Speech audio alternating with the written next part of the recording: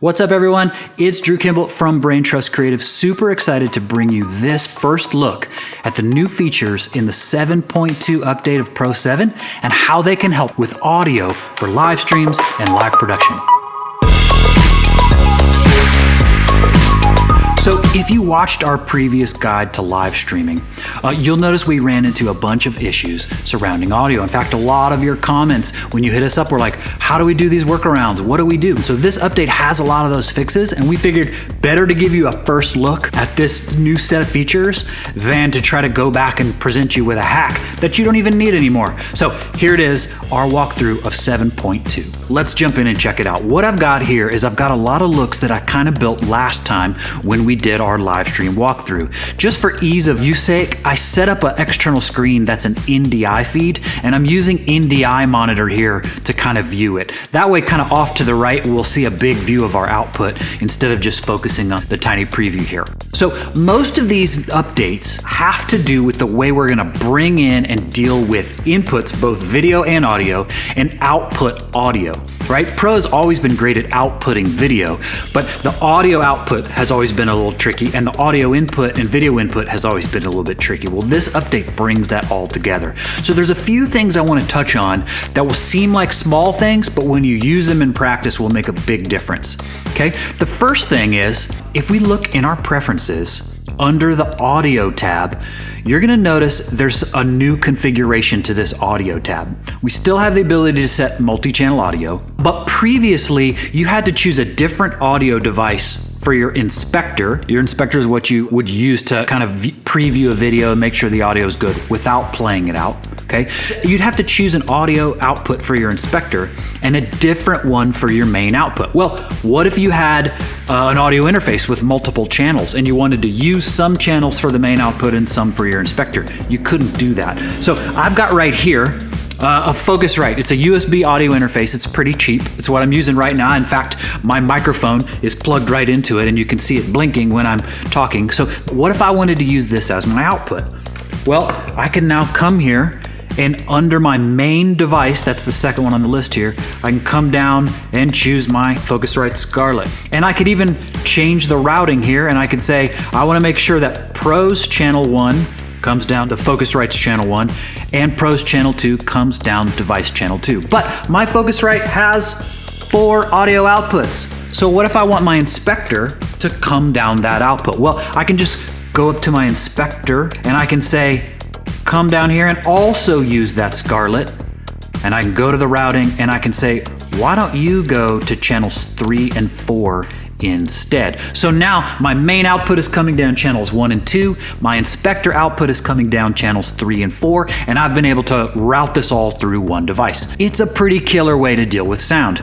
You could route it to a special headphone out if your audio interface has a headphone output. That way you could kind of preview a video before you play it back in the inspector. Also, you'll notice on this panel down here at the bottom is a brand new feature, and that's SDI and NDI audio output. Believe it or not, an NDI feed coming from Pro didn't have audio in it until now. And an SDI feed didn't either unless your SDI supported it as a specific audio output. So we were able to pick it here, but we weren't able to embed it in the video signal at the same time as outputting it somewhere else. So if I just click enable here, and I can look at the routing now, just know that SDI and NDI support 16 channels of audio, so I could actually choose and route down any particular channel set that I wanted to. So now I know my NDI feed is outputting audio, and I know that my SDI outputs are also doing that. Super great if you're about to hit a broadcast switcher that's gonna deal with embedded audio, or you want something watching that NDI feed somewhere else on your network to get your program audio as well. It's a nice addition. Frankly, it should have been there 2 versions ago, but it's super great to have it now. Okay, the rest of the stuff we're gonna talk about today has to do with building and setting inputs, okay? Check this out. If I come to inputs now, it's a totally new panel, okay? Whereas before I simply built inputs and named them, now I can build video inputs and audio inputs, and we'll get to this in a minute, we can do some fancy linking of them together. So let's do kind of what we did in our last live stream video. Let's add some video inputs. So the first one I'll bring in is input 1 here. I'm gonna give it a name and we're gonna call it FaceTime, okay? And I'm gonna choose my FaceTime camera right here. Well, there it is. And for the first time, you're seeing a live preview of that input. This is really killer in that I can verify this is the right input. It tells me what format I'm getting in, and you can see there's a video and an audio tab. Now, this FaceTime camera has no microphone. There's an iMac microphone, right? But the FaceTime camera itself doesn't have one. So if I come to this audio tab, you'll see no audio source. And that's actually the problem we encountered last time. We were trying to use the FaceTime camera, but it had no audio, and we had no way of linking the iMac Pro's microphone to it. But check this out, now I can pick an audio source to go with this video source, okay? So I'll choose my iMac Pro microphone, and you'll get a real-time little fader view there of how its input is, and you can even vary that up or down, all right, and route it specifically where you want it to go. So now I've linked the iMac microphone with the FaceTime camera. Pretty great, okay? Let's add another one. We're gonna call this my handy cam. I've got like a regular old Panasonic handy cam. I've actually plugged that camera up to a DeckLink card from Blackmagic that's connected via Thunderbolt. And I know that I've put it in the 4th SDI port, so I'm gonna click that. And there you go. Now, notice what I didn't have to do. So previously you'd have to choose from a menu that was 1080i or P or 30 or 2997 or your particular format. Now it's auto sensing. So I just grabbed it, it picked up that it was 1080p, and it's showing me a live preview of my Handycam. So there it is. So that's pretty great. The audio, I can choose, do I take it embedded in the video? Right? So if there was audio coming down embedded in that SDI line, I can now take that. And you can see I've actually got all 16 channels of SDI audio. And you can see here, I've got the camera mic, right? So this is this camera microphone coming in via SDI. So I've now got that audio source and that video source together again, okay? Let's add one more just for grins. I'm gonna call this one my GH5. That's actually this camera right here that I'm shooting on now. I've also got it plugged up to IO3. Okay, so there it is. All right, so I've got my 3 cameras. I've got my FaceTime with its iMac Pro microphone, the Handycam, and the GH5. So I've got 3 video inputs ready to go. All right, pretty great. So if I come back here, you'll remember from our last video, if I add these in, there they are, FaceTime, Handycam, GH5. Now, one of the things we really wanted was the ability to preview these inputs before we take them live, okay? And while we don't have a live input of them here in this menu yet, we do have a new feature that is pretty helpful. So if I come here to the FaceTime video, I can actually do a screen grab with this little camera button. So I'll just go, bam. All right, so that captured a thumbnail image. And if you look down now in our video input bin, there's that thumbnail image. So I'll go to my Handycam and we'll just do one here. We'll go, and so now you can see it down there. And then I'll come to my GH5 and I'll get ready and I'll go, this is camera 3.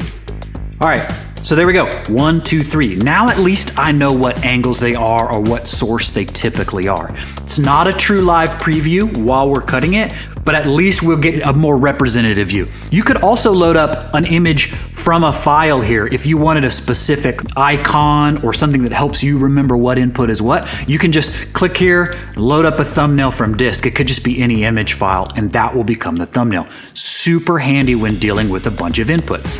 So let's start cutting around and let's see what happens. All right, now that we've got this audio tied in, let's see what happens when we bring in one of these cameras. Now, if you recall, we like to set these to foreground because it goes to the right layer. All right, so now let's see what happens when we punch around these cameras. Take a close look right here in our interface at our audio meters, and we're gonna see what happens to the audio that's coming embedded from these cameras. So if I bring in that FaceTime camera, you'll notice I'm now getting audio with it, which is great. You see the meter there just jumping, okay? If I toggle to the Handycam, it's gone to the Handycam's microphone. So if I tap this microphone, you'll see it dance, right?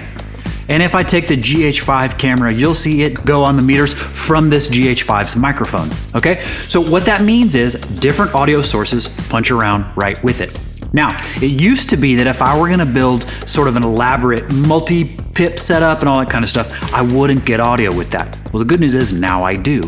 So if I take this view, which I set up with the FaceTime camera in one panel and the Handycam down here in the other panel, if I were gonna do a 2-camera shoot with 2 people or a Skype guest or whatever, well, all of a sudden that audio is now live. And so you can see it dancing there. And in fact, you can actually see that both channels are live. I know this is confusing. You're gonna see the one channel dancing a lot. That's my IMAX microphone.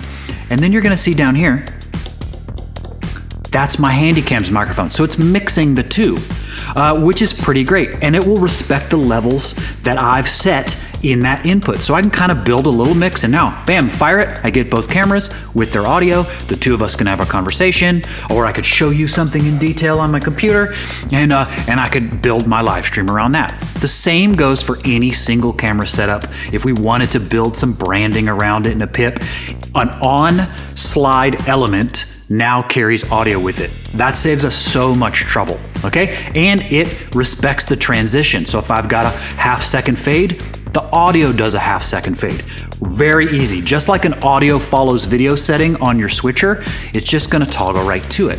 If I play a video back, I get that video's audio as well. And since no input is live to the screen, none of the microphones are live in here in this mix. If I clear everything, you'll see nothing happening from these microphones dancing there in the meters. So a great way to dip to audio. So that's all well and good. And if I'm just jumping between sources, it becomes very easy for me to cut together a little live stream. But what if I've got audio coming in from a different source totally on its own? Maybe it's a 2-channel mix from a sound console at my live event. Well, what I can do now actually in that input preferences is I can set up an audio only input. They behave a little bit differently. So let's break it down and see how they work. First thing I'm gonna do is come here and I'm gonna just have an audio input. Maybe I'll call this like my front of house mix. Maybe this is my mix coming from a sound console from the sound guy on my production. I can pick that audio source. All right, I'll choose the Scarlett here. So while I'm shooting here, I've got this boom microphone right out of the shot, okay? And so I've got that plugged into my Focusrite Scarlett, and that's how I'm recording this video for you. So I've got it here brought in. So this is my mic right up here. You can see the level from it coming in live, okay? But we could just pretend that this is a mix coming from an audio engineer. This isn't a video input, it's an audio only input. In fact, I'll turn off the other channels here because I don't need them.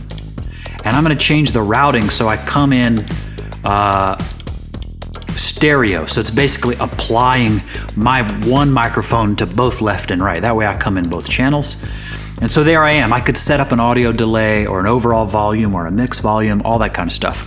Okay, that's my front of house mix. Now, you'll notice if I come down here, that front of house mix does not show up as an input. It's not something I can click on and take. So how do I decide when that audio comes in? Well, this is where there's some intelligent features. Yes, there are some limitations to it, but I like how it's done because as a person running ProPresenter and dealing with slides and content and video, I don't want to also have an audio mixer. I can't do that all by myself. I can't keep one eye on an audio mix and another switching video and another, doing graphic cues. So what I want is some automation. I want a simplified version where I'm just clicking on what I want and knowing I've already set it up. So instead of thinking like trying to run a full mixer, think of yourself as sort of making mix presets and then choosing when those mix presets happen. And here's how we do it. So underneath the name here, you'll see there's these mode buttons, and there's this kind of helpful description to tell you what it is. Off means exactly that, off. It's not gonna come through your system. So I see it here, but I don't see it here, okay? So it's off. On is exactly what it sounds like. It's on, and you can hear it now coming out, and you can see it dancing on the meters. My microphone is here live, it's on. Doesn't matter what I trigger, it's on. I can trigger this video, and you'll hear the video, and me talking at the same time. Okay, if the video's louder than me or whatever, we'll have to figure that out. That's what that mix is for. But I'm always on. This is really handy if you're just receiving a 2-channel mix from your sound console that you always want live. The sound guy, front of house engineer, is going to mix it for you, bring in things for you. You just want it on all the time. Fantastic. Okay, now if we're actually using these live stream features, right, we're gonna go live from that button, then all of a sudden we don't have to deal with audio. It's good to go, it's ready.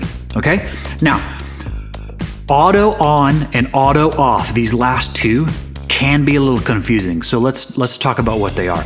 Auto off, the technical term for it is a mix minus. Okay, what it does is it keeps this audio interface, the one we've chosen, on at all times unless I'm playing back a foreground video and that video has audio. If I click on a video, it's going to auto mute this microphone right up here and play my video. When the video's over, it will auto turn this microphone back on. Here's where that's useful. Let's say I put my handy cam on screen and I still want to be able to talk over it. Well, this microphone still live, it's always on because it's in auto off mode. Now you're probably also hearing this microphone, right? Because it has its own input set. So they're both live right now. If I didn't want that, I would want to come here to this handy cam and just give it no audio source. Just say like, hey, don't use the audio from that. I never care. I only want to use this microphone right up here. So I'm going to say no audio source.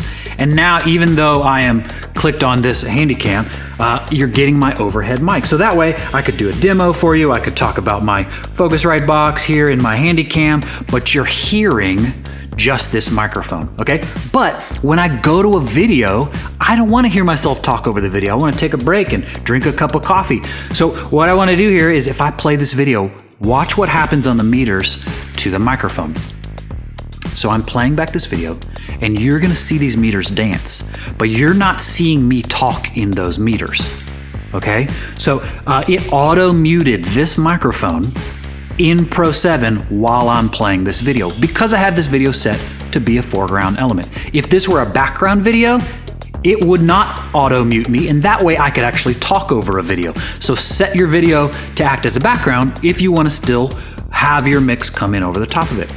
The other way this is really useful and why I would call this a mix minus is actually because if I'm receiving a 2-channel mix from my front of house, but I'm gonna play a video out to front of house, it's gonna come back down to me and I will have doubled it. Does that make sense? So if I'm playing out a video, it's going out of Pro 7. Maybe that hits my front of house console and it's gonna come back down the mix for the stream. But I don't want Pro 7 to then spit it back out again because that would cause a feedback loop. That would go back to front of house and come back around forever. So by doing this, what it allows me to do is when I fire a video, it mutes that front of house stream and just gives me the video feed. So it's perfect for my live stream. The sound console still gets the feed from the audio and it auto offs during and comes back afterwards. So a great way to kind of mix minus for a live stream and for playback in a room. So super, super helpful. All right, the last one here, auto on. Okay, when I click auto on, I get this little options thing off to the right. Now this can also be a little tricky to wrap your head on. Basically what we're doing here is we're linking this audio only input to a video input. So what if I wanted this microphone to turn on whenever I go to the GH5 camera or the FaceTime camera? Well, instead of doing it here, coming to the audio, link it to whatever, I'm gonna change these back to no audio source. I'm just gonna turn off all the embedded audios so that the only audio I'm dealing with is from my boom mic here going through my, what I'm calling my front of house mix. But what I'm gonna do is I'm gonna come here to auto on and I'm gonna say, whenever the GH5 is live, use this microphone. Oh, and whenever the FaceTime is live, use this microphone. Okay, so that way it sort of auto comes in when it needs to. So that way if I take this GH5, all of a sudden you see the audio meters dancing here from this microphone. If I clear it, the microphone isn't on anymore. If I come to my FaceTime camera, there's my audio again. If I come to my Handycam, which I didn't link it, the audio turns off. So what I can do is actually build up a whole series of things and link them together so that when I take a source, it takes audio from a different place automatically. So in this case, if I click our 2 box here, you'll see the microphone is still live because the FaceTime camera is live, okay? If I come over here to the FaceTime camera, still good. If I come to my Handycam, it turns off because I haven't linked it to that. Now, this is super helpful when, let's say you were getting a particular feed from Skype and you wanted it to only show up with Skype, but you also wanted a front of house mix that's always live. That's where you start to use these auto ons and auto offs, because then I can just set up a whole mix of things that happens on certain video inputs and not on others, okay? The other thing I technically could do is build up audio cue again, and maybe we'll call this talkback mic, okay? I can take the Scarlett again, but not pick channel 1 or 2. Maybe I wanted to just pick channels 3 and 4. So it's the same audio interface, but different channels, and I could link that to a different microphone. In fact, I could even take in channel 1 again, but turn it way down. So that's like a separate scene. It's like if one was loud and one was soft, I have like 2 audio scenes now that I can trigger during different moments in my show with auto on or auto off.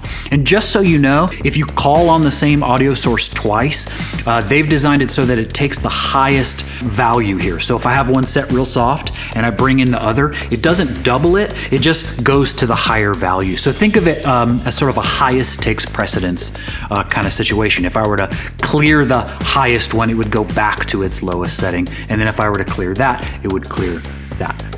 I do think it would be great to not have to come into this menu to turn things manually on and off.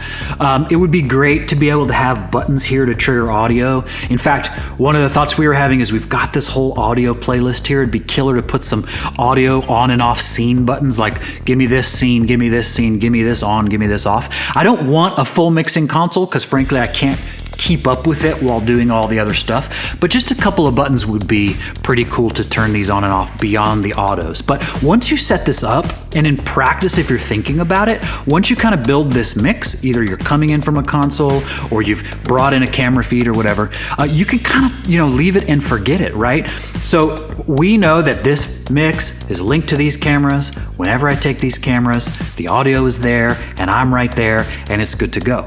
So now if I were to go and live stream out of this, right, start a capture of a certain output and go to an RTMP feed for Facebook Live or something like that, now I know that I'm getting all the audio. It's a killer set of new features and really exciting because now this starts to become a really viable live streaming, live production, recording tool. I can bounce between cameras, play in content, have an audio mix all in there. It's a big, big step forward to where we were. Honestly, this should have been in 7.1 to help live streaming. I would say I would never have live streamed in Pro 7 until now, but now it's actually a viable tool. I can do a live production here. So hopefully this has been a helpful look at all these new features, and they're pretty exciting. Hit us up in the comments below if you've learned anything in this 7.2 update or have any questions about the stuff we've covered. Make sure you subscribe so that we can keep bringing you helpful content. We're going to start exploring content not just about Pro 7, but other things having to do with live events, hybrid events, in-person events, tips, tricks, hacks, strategies. We'd love to learn from you, and we'd love to give back to our live event community that right now in 2020 is going through some things. So be good, stay safe, and we'll see you soon.